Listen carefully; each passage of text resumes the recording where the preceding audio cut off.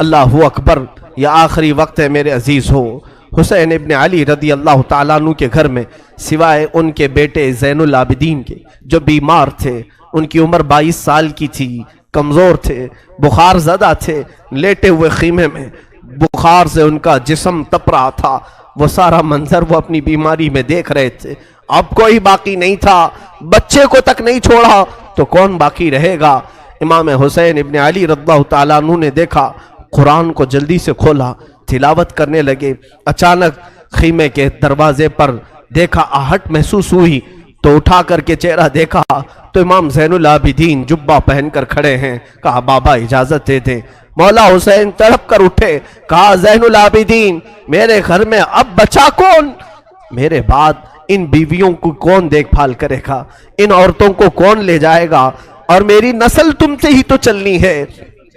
امام سجاد زین العابدین کو مولا حسین نے روک دیا، بستر پر لٹا دیا اور کہا کہ اب میرا وقت ہے، میرا مقام ہے۔ اسی اسنا میں عورتوں کو کچھ نہیں کہا۔ فضہ کنیز تھی فاطمہ زہرا کی، بلایا، اے فضہ جاؤ، اندر بیبیوں کے پاس ایک صندوق ہے، اس صندوق میں ایک جبہ رکھا ہے، وہ جبہ اٹھا لاؤ، لیکن خبردار زینب کو مت بتانا، زینب سے مت کہنا۔ وہ فضہ گئی، جلدی سے وہ صندوقچہ کھولنے لگی اور جبہ اٹھایا تو بی بی زینب دیکھ لی۔ کہا کیا کر رہی ہو؟ کہا یہ جبہ لے جانے کے لیے مولا نے حکم دیا ہے۔ وہ دوڑتی ہوئی آئی، لا میں یہ جبہ لے کر کے جاتی ہوں۔ وہ خود اپنے ہاتھوں سے لے آئی مولا حسین کے خیمے میں اور وہ جبہ لا کر کے دیتی ہیں اور پہناتی ہیں۔ امام حسین نے کہا زینب تجھے معلوم ہے اماں کہتی تھیں، فاطمہ الزہرا نے کہا تھا حسین یہ جبہ سنبھال کر رکھنا، یہ تیرے بابا حیدر کرار کا ہے جو رسول اللہ نے انہیں دیا تھا، اور مجھے وصیت کی تھی فاطمہ تیرا بیٹا جب بھی مصیبت میں آئے تو یہ جبہ اسے پہنا دینا۔ زینب کہتی ہیں سچ کہہ رہے ہو بھیا، مجھے بھی ماں نے کہا تھا کہ زینب حسین کبھی اگر مصیبت میں آ جائے، اگر وہ جبہ بھول جائے تو اپنی ہاتھ سے پہنانا۔ دونوں نے ایک دوسرے کو سمجھایا، ماں کی وصیت پر عمل کیا۔ وہ کیسا منظر تھا جب حسین دولہا کی شکل اختیار کر گئے تھے، رسول اللہ صلی اللہ علیہ وسلم کا امامہ پہنا ہوا ہے اور جبہ مبارکہ حیدر کرار کا جو رسول کا عطا کیا ہوا ہے، جعفر طیار کا پٹا باندھا، اور امیر حمزہ رضی اللہ تعالیٰ عنہ کی تبرکات آپ کے ساتھ تھے، تلوار حیدر کرار کی ذوالفقار آپ کے ہاتھ میں تھی۔ یہ سارا منظر پورے خیمے کو رلا گیا، جیسے کوئی جوان شہزادہ دولہا بارات میں جاتا ہے خیمہ حسین سے۔ یہ پوری تیاریوں کے ساتھ حسین ابن علی نکل رہے تھے۔ مجھے وہ منظر یاد کر کے بڑا دکھ ہوتا ہے۔ آج ہم اپنے حجرے سے کبھی نکلتے ہیں تو پھر یاد آتی ہے حسین تو خیمہ گاہ سے نکلے تھے قتل گاہ کی طرف، آج تو ہم امن کے لیے باہر نکلتے ہیں تو سج سنور کر کے نکلتے ہیں، وہ بارگاہ مولا میں نکل رہے تھے۔ اسی اسنا میں حسین ابن علی رضی اللہ تعالیٰ عنہ کرم اللہ وجہہ الکریم باہر جانے کی تیاری میں ہیں۔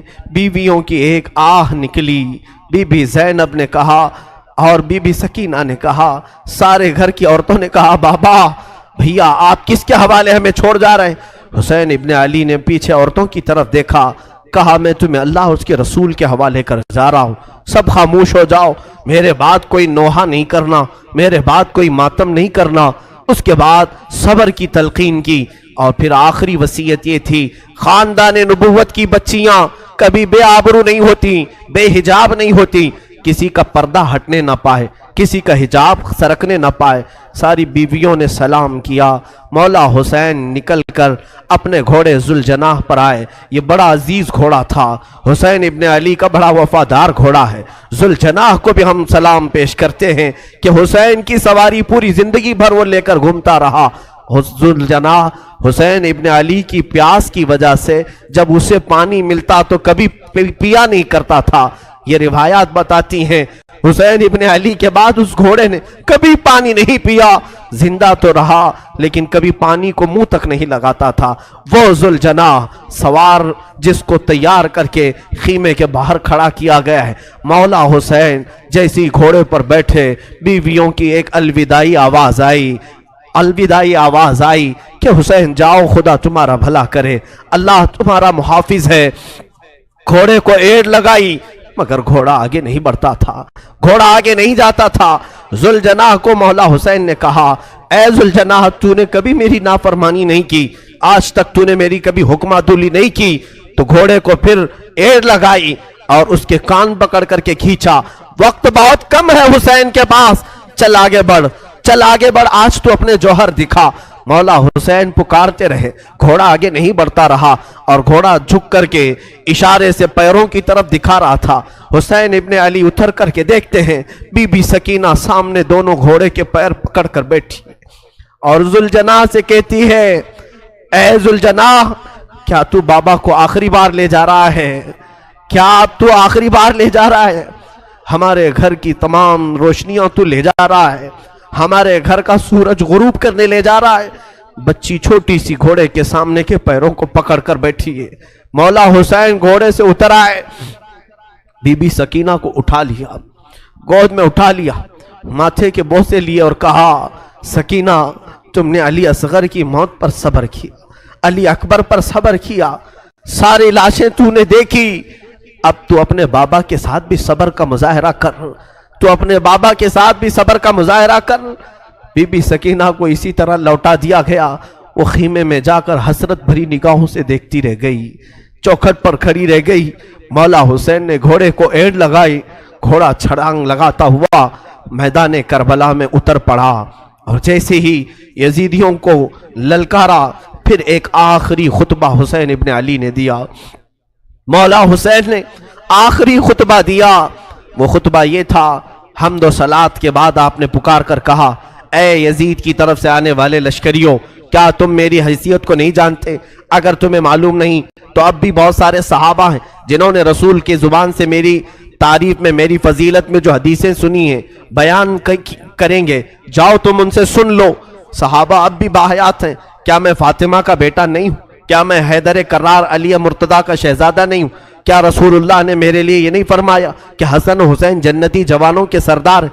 क्या तुम्हें मालूम नहीं, मेरे आका मेरे लबों के बोसे लिया करते थे, मेरी गर्दन को सूंघा करते थे, क्या मेरा खून तुम्हारे लिए हलाल है? ये तकरीर इतनी लंबी हो गई। हुसैन इब्ने अली की इस आवाज पर यजीदियों में सन्नाटा छा गया, कई लोगों की आंखों से आंसू भी निकल पड़े। और यजीदियों में जब ये माहौल हुआ तो शिम्र जिल जोशन, अम्र बिन साद, जो बदबख्त अजली थे, उन्होंने भड़काना शुरू किया और बीच तकरीर में ही इमाम के तीर बरसाना शुरू किया। हुसैन इब्ने अली रज़ियल्लाहु ताला अन्हु के दरमियान तकरीर आपके लबों की तरफ तीर बरसाना शुरू किया। कहा कि बंद करो अब अपना बयान, तकरीर बंद करो, मुकाबले के लिए तैयार हो जाओ। इमाम हुसैन ने देखा कि ये अब किसी तरह बाज आना नहीं चाहते, मेरा खून पी करके ही इन्हें सुकून मिलेगा। तो आपने फिर अपनी तलवार लहराई, जो सामने आता था उसे काटते चले गए, जो जिस तरह से आता था उसे कत्ल करते गए। हुसैन इब्ने अली इतनी मर्तबा खीमे की तरफ आते थे और अपनी बीवियों को देखते और फिर चले जाते थे। ये दोपहर का वक्त था, जोहर का वक्त करीब आया और हुसैन इब्ने अली रज़ियल्लाहु ताला अन्हु, अंदाजा करें, वो 56 साल की बुढ़ापे की उम्र है, जो 3 दिन से प्यासा है, 3 दिन से भूख की शिद्दत अलग है, और फिर जो जवानों की लाशें उठाया वो अलग मसला है। मियाँ 2-4 ईंटें उठाओ तो तुम्हारे कंधे दुखने लग जाएंगे, 2-4 पत्थर उठाओ तो तुम्हारे हाथ में वर्म आ जाएंगे। हमने देखा है। और तन्हा हुसैन रज़ियल्लाहु ताला अन्हु ने 1-2 नहीं, तकरीबन 40 लाशें उठाई दिन भर में, 40 से ज्यादा लाशें उठाई, बच्चों की अलग, जवानों की अलग, बूढ़ों की अलग। उन लाशों को उठा करके वो बूढ़ा जिस्म क्या कमजोर नहीं हुआ होगा? प्यास अलग है, भूख अलग है, बीवियों का रोना अलग है, उन्हें बेबसी पर छोड़कर आना ये गम अलग है। हम तो बेहाल हो जाएंगे, हम तो गमों से मर जाएंगे। इसीलिए सब्र हुसैन पर मैं समझता हूं दुनिया के कोई शख्स पहुंच नहीं सकता, उस इस्तिकामत पर कोई नहीं पहुंच सकता। हुसैन इब्ने अली दोपहर के वक्त मौला हुसैन करबला के मैदान में घिर गए। तन्हा अली का लाल खारों में घिर गया, वो फातिमा का लाडला हजारों में घिर गया। अब हुसैन इब्ने अली के मुतालिक जो मैंने शुरू में कहा था, फातिमा के लाडले का आखिरी दीदार है, फातिमा के लाडले का آخری دیدار ہے، حشر کا ہنگامہ برپا ہے، میان اہل بیت درمیان اہل بیت رسول اللہ کے شہزادے نے پھر للکارا، لوگوں کو للکارتے رہے اور قتل کا یہ بازار گرم تھا۔ عمرو بن سعد نے کہا حسین نے تنہا 50 لوگوں کو مار دیا، تم تنہا حسین کو کیوں نہیں مار پاتے؟ تنہا حسین کو کیوں نہیں مار پاتے؟ حسین ابن علی رضی اللہ تعالیٰ عنہ کے متعلق ایک روایت میں یہ بھی بتا دوں میرے عزیزو، اس حالت میں بھی حسین ابن علی نے سخاوت کا دریا نہیں روکا تھا۔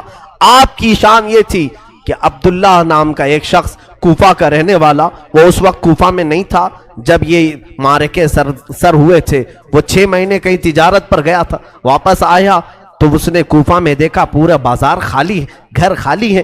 اپنی بیٹیوں سے پوچھا کیا ہو گیا، کوفہ میں سب دکانیں بند ہیں، سب گھر میں تالے لگے ہوئے۔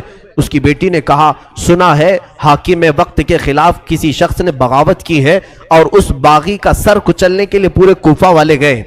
عبداللہ کہتا ہے مجھے معلوم نہیں تھا کون سا باغی ہے، کس نے بغاوت کی۔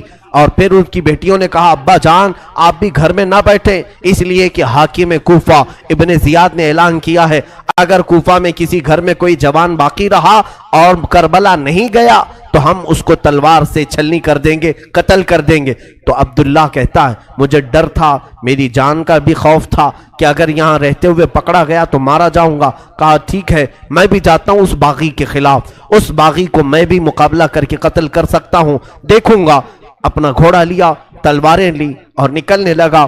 بیٹی نے کہا بابا جان بہت سارا لشکر گیا ہے اس باغی کو قتل کرنے کے لیے، آپ بھی اس لشکر میں مل جائیں۔ اور سنا ہے جنگ کے بعد مال غنیمت ہاتھ آتا ہے، مال غنیمت ہاتھ آتا ہے، جو بھی مال ملتا ہے وہ فوجیوں میں بانٹا جاتا ہے۔ بابا جان مجھے یمنی عقیق پتھر بڑا پسند ہے، یمن کا عقیق پتھر بڑا پسند ہے، اگر وہ مال غنیمت میں مل جائے تو لیتے آ جانا۔ عبداللہ اپنی بیٹی کو رخصت کر کے آیا۔ وہ کہتا ہے دوپہر کا وقت تھا جب میں کربلا میں پہنچا، یہ 10ویں محرم تھی، میں نے دیکھا ایک شخص گھوڑے پر بیٹھا ہے اور اس کے پیچھے 40-50 لوگ دوڑ رہے ہیں، کوئی ادھر سے آ رہا ہے کوئی ادھر سے آ رہا ہے۔ میں نے لوگوں میں سے کوفیوں میں سے ایک سے پوچھا کہ ایک ہی آدمی ہے؟ تم نے کہا تھا باغیوں کی جماعت ہے، ایک ہی آدمی ہے اور 50-50 لوگ اس کے پیچھے دوڑ رہے ہیں۔ لوگوں نے کہا ہاں وہ تنہا 50 پر بھاری ہے، کسی کے ہاتھ نہیں آ رہا، اکیلا تو اس کے سامنے کوئی جا ہی نہیں سکتا ہے۔ عبداللہ نے کہا میں نے یہ سن کر کے اپنا گھوڑا بھی دوڑا دیا کہ چلو اس باغی کو میں بھی دیکھتا ہوں، اگر میری تلوار سے وہ قتل ہو گیا، اگر گر گیا تو انعام و اکرام مجھے بھی مل جائے گا۔ گھوڑا دوڑاتے ہوئے وہ آیا، حسین ابن علی کو تنہا، یہ یزیدی کتے کبھی ادھر سے دوڑا رہے تھے کبھی ادھر سے دوڑا رہے تھے، تنہا فاطمہ کا لال تلوار لہراتا ہوا اور لوگوں سے مقابلہ کرتا ہوا میدان کربلا میں سرگرم ہے۔ عبداللہ کہتا ہے میں پیچھے گھوڑے کو دوڑاتا ہوا آیا، میں حسین ابن علی کے گھوڑے سے صرف 2 ہاتھ کے فاصلے پر رہ گیا تھا۔ حسین ابن علی پیچھے مڑتے ہیں اور کہتے عبداللہ اور قریب آ جا، عبداللہ اور قریب آ جا۔ میں ڈر گیا یہ کون باغی ہے جو میرا نام بھی جان رہا ہے، میرا نام جانتا ہے۔ عبداللہ کہتا ہے مجھے تھوڑی سی جسم میں کپکپاہٹ ہو گئی، خوف سا ہو گیا کہ یہ مجھے جانتا کیسے ہے، کہیں میرے پہچان والا تو نہیں۔ میں اور آگے بڑھ گیا، جیسے ہی میرا گھوڑا اس کے گھوڑے کے قریب لگایا، حسین ابن علی نے اپنی انگلی سے انگوٹھی نکال کر کے کہا جا تیری بیٹی نے یمنی عقیق جو مانگا تھا اسے دے دینا، اس میں نگ جو لگا ہے وہ یمنی عقیق کا ہے، یمنی عقیق کا نگ لگا ہے۔ کیا تو اپنے گھر سے نکل رہا تھا؟ تیری بیٹی نے عقیق نہیں مانگا تھا۔ عبداللہ کہتا ہے اسی دن مجھے احساس ہوا نبی کیا ہے، نبی کے شہزادے کیا ہے، نبی کا علم کہاں ہوگا۔ میرے عزیزوں حسین ابن علی نے اس دن بھی سخاوت کے دریا کو روکا نہیں، اپنی انگوٹھی نکال کر جیسے ہی عبداللہ کو دیا، انہوں نے انگوٹھی جیسے لیا اور سلام کیا، کہا مولا حسین اب انگوٹھی لے کر جانے میں کیا مزہ ہے، میں تو اپنی جان تمہارے قدموں پر نچھاور کر کے جاؤں گا۔ یزیدیوں سے لڑتے لڑتے وہ حضرت عبداللہ بھی وہیں کربلا میں شہید ہو گئے، ان کے ہاتھ میں انگوٹھی ویسی کی ویسی رہ گئی۔ مولا حسین اس وقت بھی نوازنا نہیں چھوڑتے ہیں، عطا کرنا نہیں چھوڑتے ہیں، اسی لیے یہ سخاوت کا گھرانہ ہے، یہ سخی لوگوں کا گھرانہ ہے۔ اس گھرانے میں ان کی پرورش ہوئی ہے جہاں 5 دن بھوکے رہنے کے بعد بھی اگر کوئی فقیر آتا تو اسے یہ نواز دیا کرتے تھے، گھر کی ساری غذائیں دے دیا کرتے تھے۔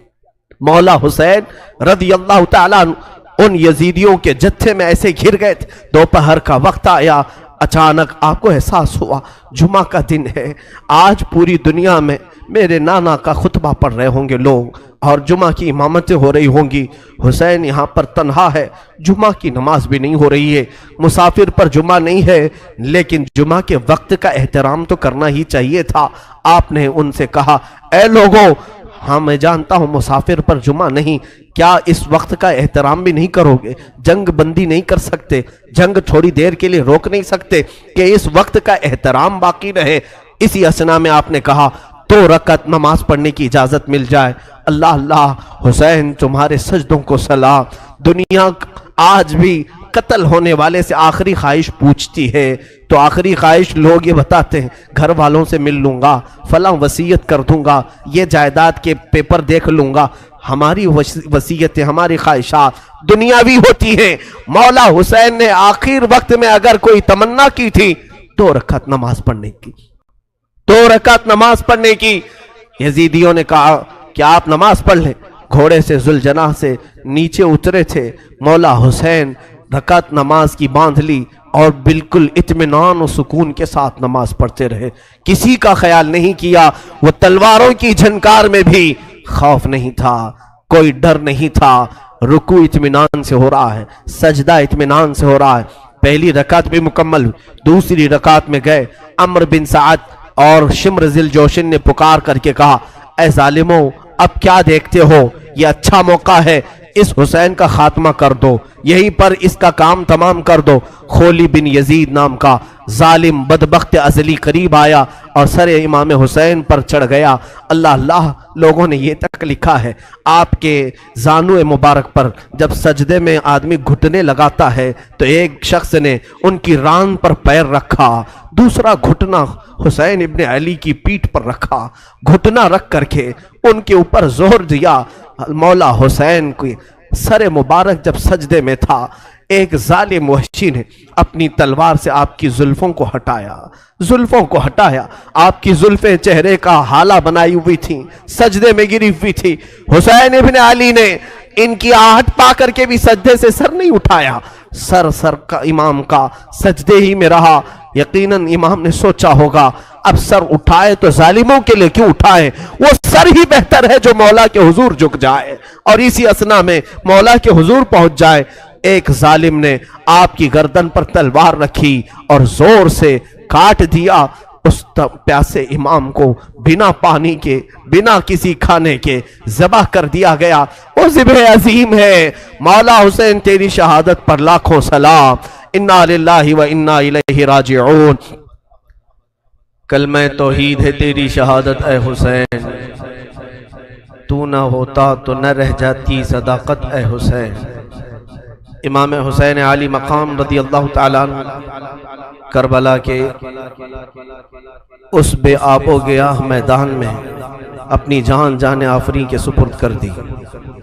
مولا حسین کا سر مبارک تلوار سے الگ کیا گیا، جسم مبارک، جسم نازنین کربلا کے ریگزاروں میں بکھر کر رہ گیا۔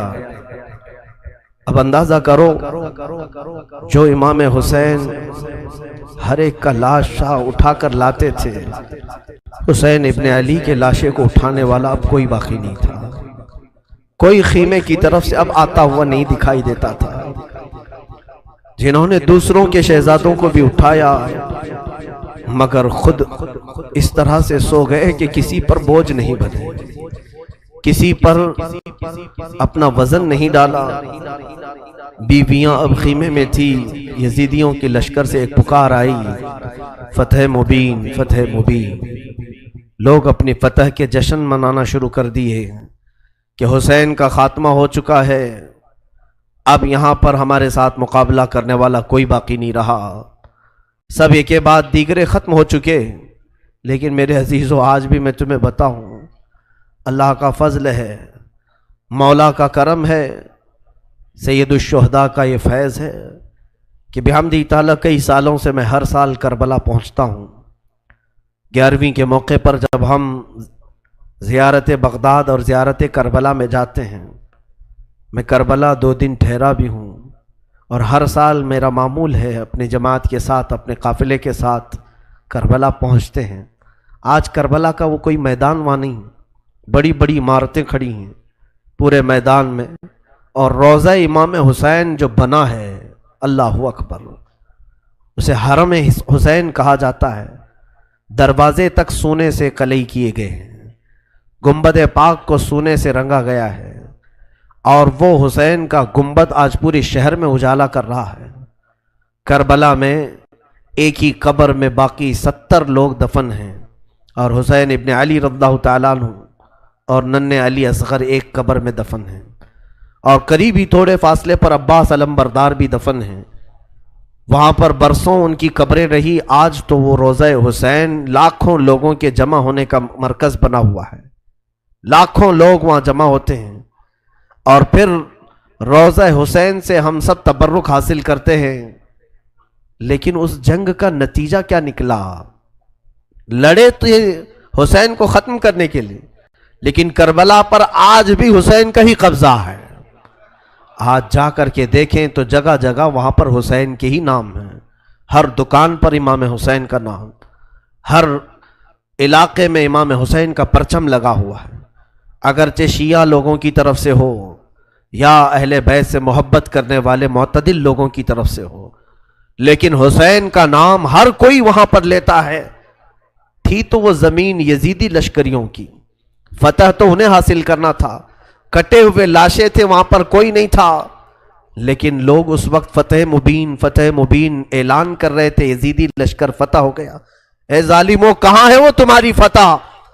14 صدیاں گزر گئی، فتح کا جھنڈا اب بھی کربلا میں حسین کا لہرا رہا ہے۔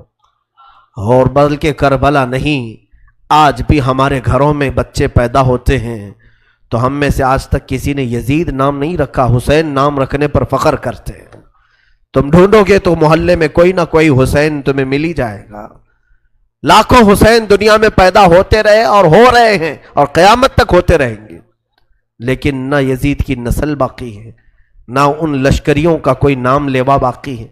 تو کیسی فتح تھی؟ وہ تم نے دنیا کے لیے لڑا تھا، اور تم مال کے لیے لڑے تھے، اور مولا حسین صرف رضائے الہی کے لیے لڑے تھے، رسول پاک کی شریعت طاہرہ کے نفاذ کے لیے لڑے تھے، اور رب تعالیٰ نے انہیں ایسی فتح عطا کی۔ گھر لٹ گیا الگ بات ہے، لیکن ان کے ذکر پاک سے آج لاکھوں رونے والوں کی آنکھیں نم رہتی ہیں، لاکھوں نہیں کروڑوں آنکھیں روتی ہیں مولا حسین کے لیے۔ کیا آج ہر گھر میں حسین ابن علی کا تذکرہ نہیں ہوتا؟ مائیں اپنے بچوں کو حسین کے واقعات نہیں سناتی؟ میرے عزیزو، اصل فتح تو یہ ہے جو حسین ابن علی کو حاصل کی۔ مولا حسین ابن علی رضی اللہ تعالیٰ عنہ کو جو اللہ تعالیٰ نے مقام دیا، اور اسی طرح سے ملک شام بھی ہم نے دیکھا، دمشق کے بازار جہاں مولا کو نیزوں پر لایا گیا تھا، وہاں پر معلوم کیا کہ یزید کی قبر ہے کہاں، تو لوگوں نے بتایا کہ فلاں جگہ ایک دمشق کے لوگ کوڑا کرکٹ جہاں پھینکتے ہیں، کچرا پھینکتے ہیں، اسی کچرے کے اندر کہیں اس کی قبر ہے، لیکن کوئی نشان نہیں۔ تاریخ میں ہے کہ یہ جگہ قبر یزید ہے، اس جگہ پر یزید دفن ہوا تھا، اور اسے ایک بڑی بیماری لگی تھی، اس بیماری میں وہ مرا تھا۔ تو آج تک میرے عزیزوں، یزید کی قبر کچرے میں گم ہو گئی، اور مولا حسین کی قبر لاکھوں کی ہدایت کا ذریعہ بنی ہوئی ہے، مرکز بنی ہوئی ہے۔ یہ ہے اصل فتح مبین۔ کربلا میں مولا حسین کے ساتھ جو بھی سلوک ہوا وہ غم کی داستان تو ہے، غم ہے، اس لیے ہم سناتے ہیں۔